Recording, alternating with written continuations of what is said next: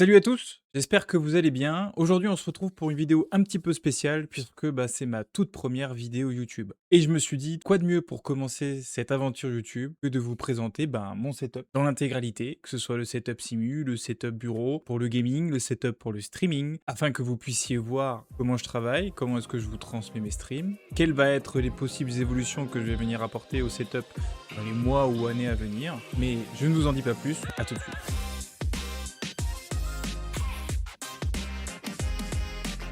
Pour cette première vidéo, c'est une vidéo qui est assez spéciale pour moi parce que pendant des années, j'ai rêvé un petit peu d'avoir un setup comme ça. Alors, il n'est pas parfait, il manque encore des choses et j'ai encore envie d'améliorer des choses. Mais dans l'ensemble, on touche du bout du doigt le setup dont j'ai toujours rêvé, que ce soit en termes de composants PC, que ce soit en termes de setup de sim racing, que ce soit en termes d'écran ou quoi ou qu'est-ce. Donc pour moi, ça me fait quelque chose de vous présenter tout ça aujourd'hui, surtout dans cette première vidéo YouTube qui déclenche un petit peu cette aventure. Et on va commencer tout de suite par la partie bureau.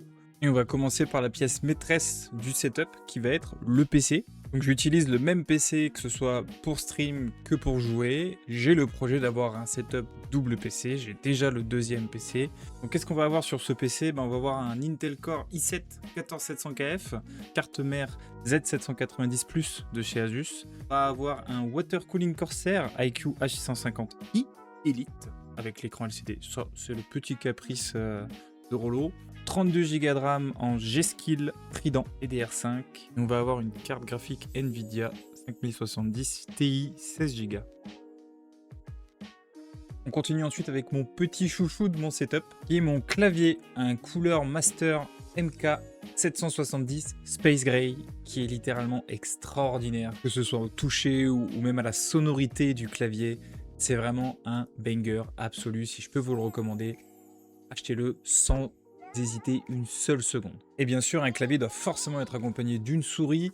Pour ça, j'ai choisi la Logitech G502, qui n'est plus approuvée dans le monde du gaming, qui est une souris réactive, qu'on peut gérer en mettant des poids en dessous ou pas, qui est vraiment extraordinaire et qui se marie parfaitement bien dans le setup que j'ai actuellement. On continue ensuite avec les écrans. On va avoir un Samsung Odyssey G5 qui fait extrêmement bien le taf, un peu vieillissant mais en 165 Hz pour faire du Arc Raider, pour faire du Call of Duty, pour faire du skate, pour faire du montage vidéo ou encore vos livrets sur Le Mans Ultimate ou même Assetto Corsa Competition, c'est plus que suffisant. On va avoir ensuite comme écran vertical sur la droite un Skillcorp G27 qui pour moi à mon sens une marque pas assez connue dans le monde du gaming, puisque c'est un très bon écran avec un bon taux de rafraîchissement qui fait largement le taf. Alors moi je l'utilise comme écran tertiaire du coup, mais ça peut être à mon sens un 27 pouces qui peut être largement utilisable comme un écran de jeu ou d'utilisation au quotidien. Et on finit enfin la partie bureau avec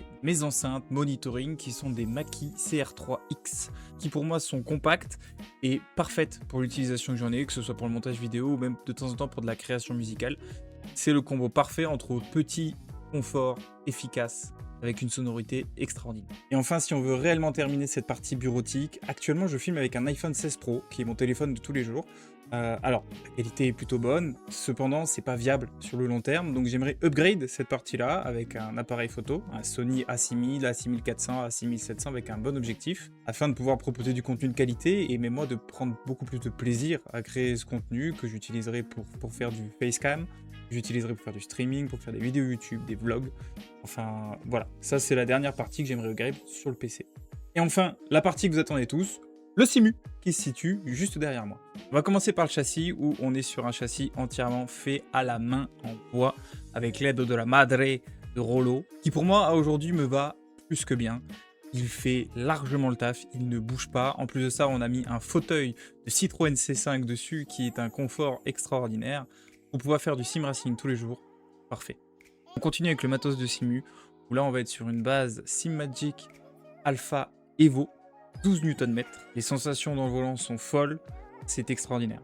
Avec ça, on va venir le coupler avec un GT Neo, qu'on ne présente plus puisque beaucoup l'ont acquéri lors des derniers mois. La prise en main est parfaite, les boutons sont parfaitement accessibles, les palettes sont d'une sensation extraordinaire. Honnêtement, je le recommande x 1000. Et avec ça, on va venir le coupler avec un pédalier P1000.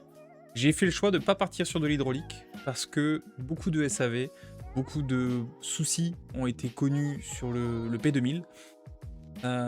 qui ont fait que ça m'a un petit peu refroidi et je sais que quand j'ai envie de rouler, j'ai envie de rouler et personnellement ne pas avoir un pédalier dans ce moment-là m'aurait embêté, donc j'ai préféré partir sur une valeur sûre en load cell plutôt que sur un P2000 en hydraulique. On passe ensuite à la webcam de stream que j'utilise, où là on va être sur une Razer Kiyo Pro, qui pour moi est le nec plus ultra de la caméra actuellement sur le marché, avec en focus 2.0 jusqu'à 3.8, ce qui est quand même énormissime pour une webcam, qui pour moi a une extraordinaire qualité pour le stream. Bien évidemment, comme j'ai dit plus tôt dans la vidéo, l'objectif étant de partir sur un appareil photo, mais aujourd'hui ça fait plus que le job, plus que le taf, je la recommande fortement.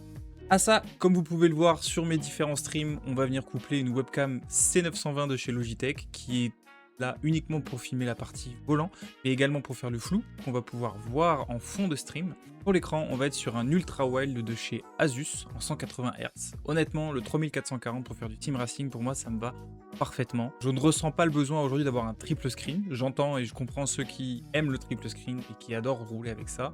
Et c'est vrai qu'aujourd'hui, moi, je me sens plus à l'aise et plus confort sur un Ultra Wild. Peut-être plus tard partir sur un triple screen, mais c'est vrai qu'aujourd'hui, je n'en ai pas l'envie, je n'en ai pas le besoin, et pour moi c'est vraiment l'écran parfait, avec un taux de rafraîchissement qui est impeccable, pas plus, pas moins, une largeur qui est nickel pour faire du sim racing. Enfin, je pense qu'on ne le présente plus, le petit Elgato qui nous sert de stream deck afin de permettre de changer les scènes en plein stream. J'ai également mis des petits raccourcis Windows, clavier, etc.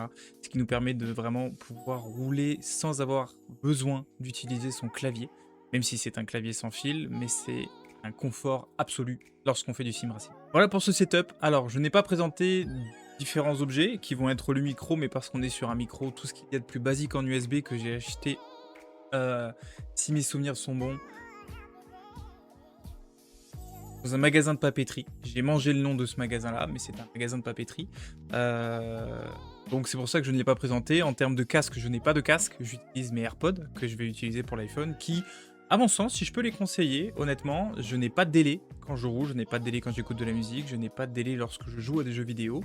Donc concrètement, les AirPods sont pour moi des écouteurs sans fil parfaits pour faire du simulting. Alors effectivement, il y a le souci de la batterie, il va avoir une autonomie assez réduite, mais pour moi, ça fait le job à aujourd'hui. Je n'ai pas le besoin plus que ça. Cette vidéo lance officiellement le début de l'aventure sur YouTube. J'espère qu'elle vous aura plu. Si elle vous a plu, n'hésitez surtout pas à mettre un petit pouce bleu en bas de la vidéo. Ça soutient, ça montre que le contenu que j'essaie de vous proposer vous plaît. Parce que moi, en tout cas, je prends beaucoup de plaisir à vous le proposer. Je prends beaucoup de plaisir à le tourner. Et je prends énormément de plaisir à le monter et à le poster et à voir vos retours. C'est le début. On verra où est-ce que ça nous mène. Pas d'ambition pour cette vidéo YouTube, simplement du kiff, du plaisir.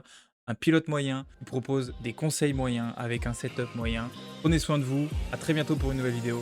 Ciao.